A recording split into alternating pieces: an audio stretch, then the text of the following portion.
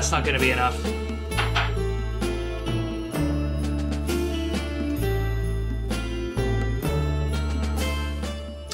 All right, bring it on, Christmas. Today I'm here to share with you our Christmas craft show survival guide and how to get the most out of your Christmas season.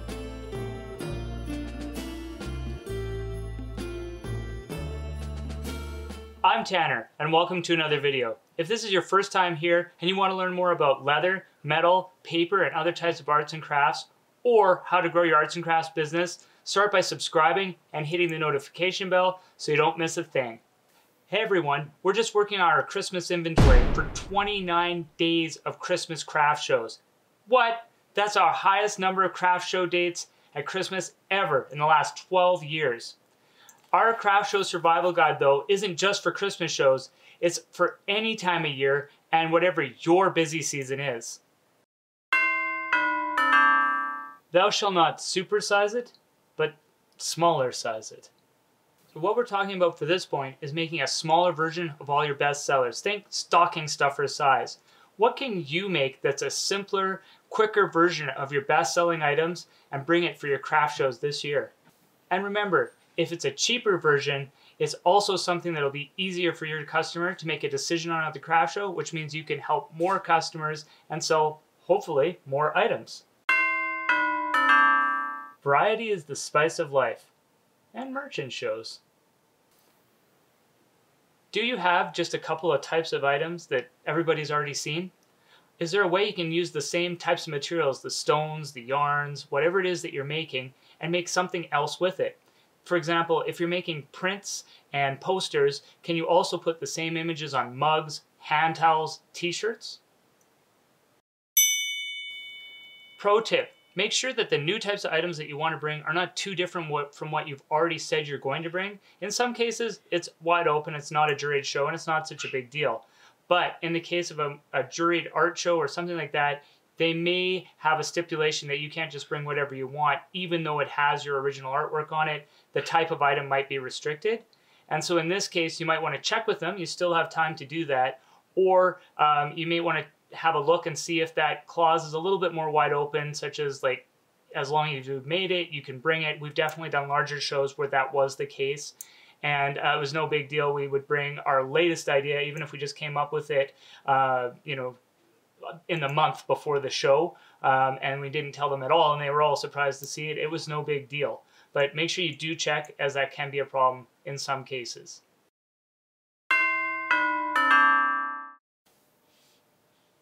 Setteth Goals. And also, even more importantly, when you have something you're working towards, even in the face of adversity, like a snowstorm that causes the show to be completely dead for an entire day, or you have a super rude customer that just threatens to totally ruin your day or even in your show, you can keep your goal in mind and keep striving towards what you really wanted to get out of the show in terms of sales and interactions and advertising and all that kind of stuff. Your goals will help you maintain a positive attitude while you're helping each customer and help you see the best in every situation. It can be really hard to maintain a positive attitude when you have a super rude customer come up to your booth.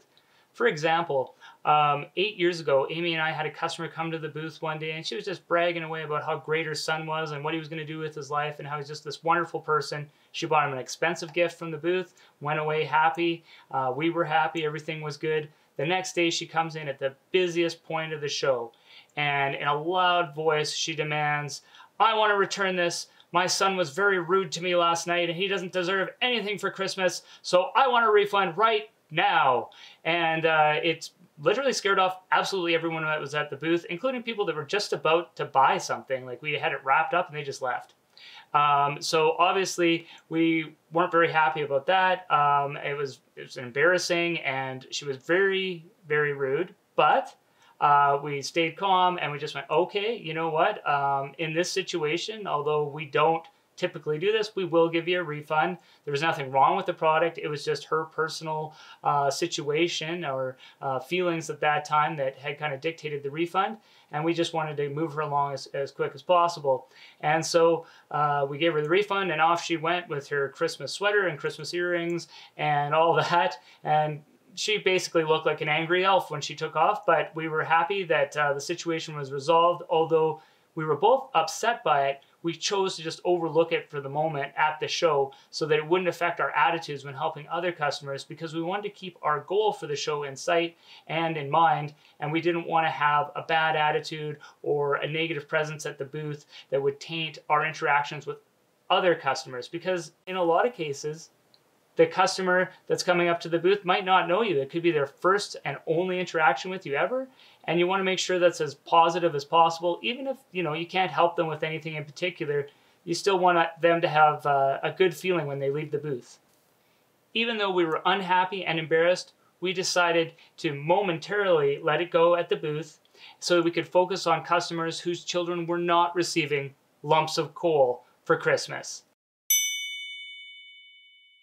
Pro tip, make your goals challenging but realistic.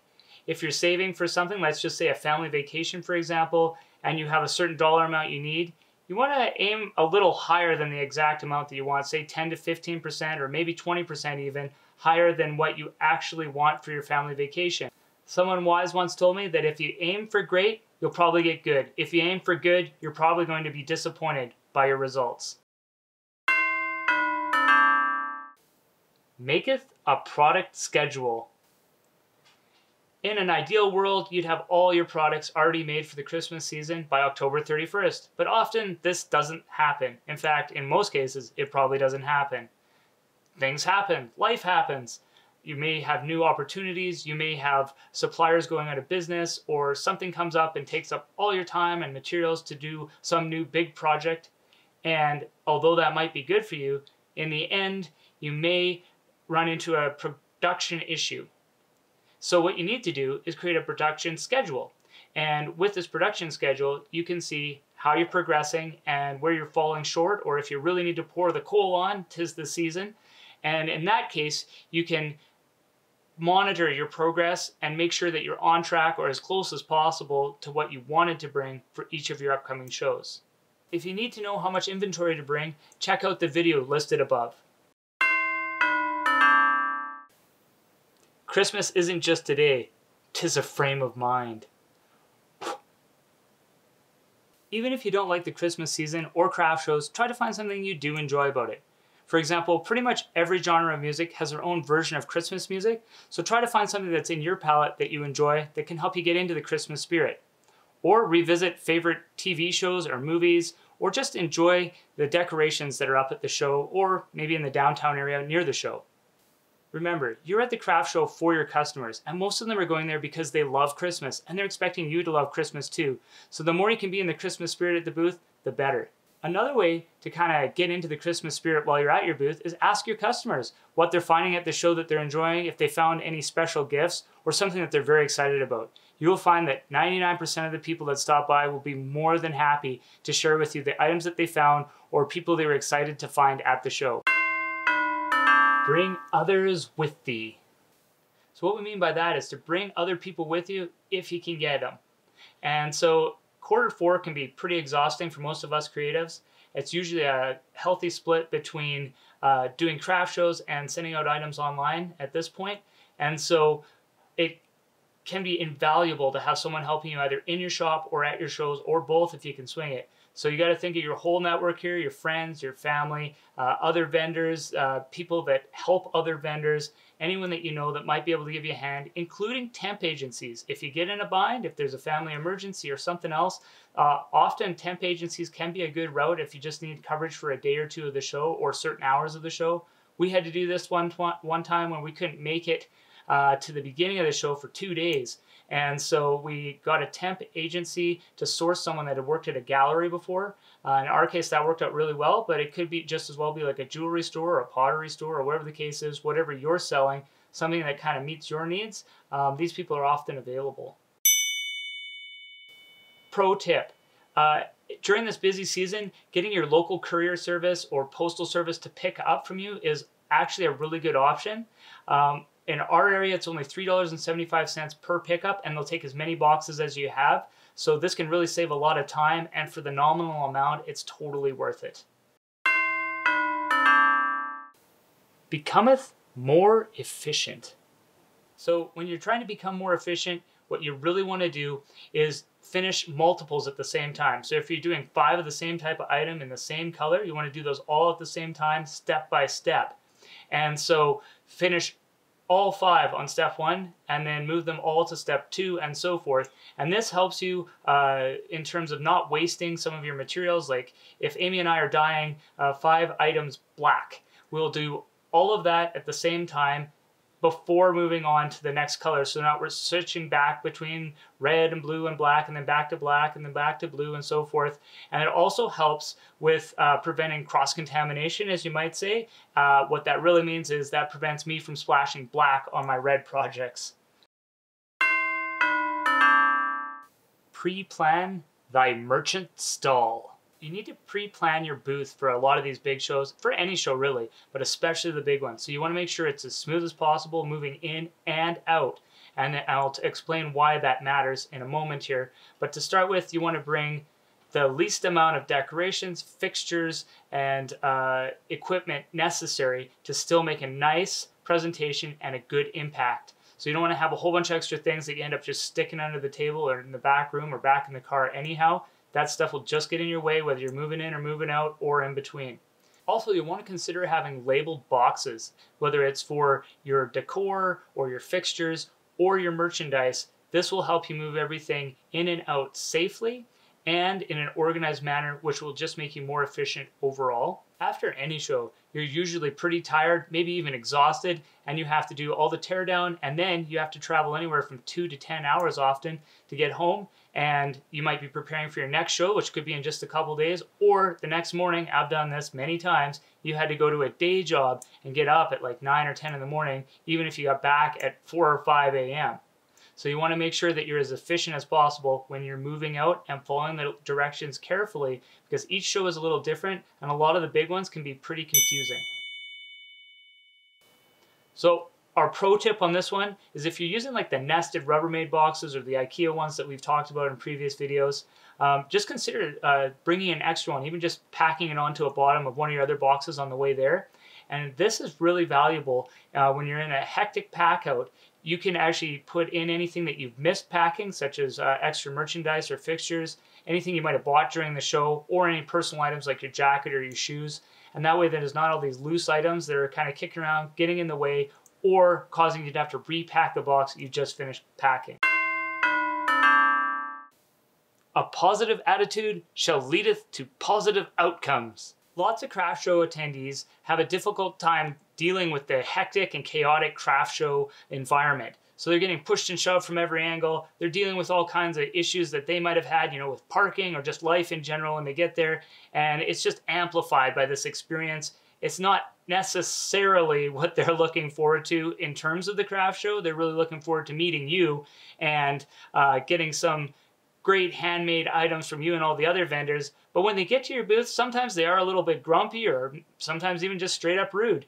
And the best thing to do in this situation is just keep on smiling, and you want to have the same energy and enthusiasm for your last customer as you had for your first customer. So you got to take care of everyone the same if you can, as best you can, because this could be the first, maybe even only interaction you ever have with these people, and you want to make sure it's a good one. If there's any way that you can add a little bit of excitement or enjoyment to their day or their experience, then that should be a goal for you. Because even if they don't buy something from you now, I've definitely had situations where I had someone come to the booth, they weren't having a really good time at the show. I talked to them a little bit, got them laughing a bit, and they said, hey, you know what, Tanner, I don't have anything on my list that I need from your booth, but I'm here with my friend. I'm going to go get her. I think this would be perfect for her son or her daughter or whomever. And that has certainly been a situation that I've been able to kind of turn around just by chance at the craft shows by maintaining a positive attitude at the booth. It doesn't always work, but it's definitely worth the shot, and it's way better than the alternative. In fact, every time this happens, smile even more, because there's research showing that the more you smile, the happier you get. And this invariably will attract happier people, because people that are in a good mood see you smiling instead of seeing you frowning. And they're going to go, hey, this looks like a nice place to stop. I think that person looks inviting. I'm going to see what they have. Let's find out what their story is. Let's see if they've got anything that will fulfill an item on my Christmas list. Pamper Thy Feet. This one almost doesn't need any explanation, but they're super important. So what you need to do is get the most comfortable pair of shoes you have. If you don't have anything that's comfortable, go get some. And you need some anti-stress mats. If the only anti-stress mats that you have happen to be in your kids' playroom and they're a funky color that doesn't even go with your booth, take them anyways. You definitely need these for these long days. They'll really help you stay energized and enthusiastic throughout the show. Knoweth thy merchandise. You need to know everything there is to know about your merchandise, as well as a little bit about the show. So you need to be able to tell customers how to store the product, how to care for it, how to clean it, etc. And you also need to be able to tell them where's the info booth, where's the closest washroom, what are the hours of the show, etc. And you'll often get peppered with questions from the same customers saying, do you think my husband will like this one? Does it come in another color? Why did you make it? What's the inspiration? Where's the washroom? Etc. So you have to be able to answer all those quickly and help each customer, as you'll often get more than one person stopping at once. And so it's very beneficial to be able to just rattle those off for someone and make sure that they get all the information they need in order to make a decision on whatever they wanted to buy. Pro tip, at larger shows, I often take an extra stack of guides or maps and I keep them just under the table. And that way if someone loses their map or they get turned around in the show, I can give them a map and send them on their way and kind of point them in the right direction of whatever it is that they're looking for, whether it's another vendor or the info booth, etc. And I found this really helps out a lot of customers, as it's easy to get kind of disorientated in the show, especially if you're near the back or the middle of the show. People kind of lose track of exactly where they are. These are our favorite tips for Christmas craft sales, but of course none of them will work unless you get enough rest, stay hydrated, have enough snacks and meals at the booth during the show. Thanks for watching. Please subscribe, like, and comment below.